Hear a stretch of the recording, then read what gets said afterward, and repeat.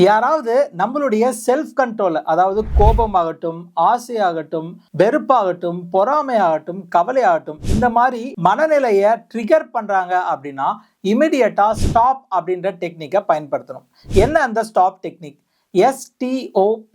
S for stop, நிறுத்துங்க. T, take a deep breath, ஒரு நல்ல ஆழ்ந்த மூச்சை இழுத்து விடுங்க. ஓ, ஓ ஃபார் அப்சர்வ், நம்மளுடைய இமோஷன் என்னவோ அதை கவனிங்க. பி ஃபார் ப்ரொசீட், காமா அதை ப்ரொசீட் பண்ணுங்க.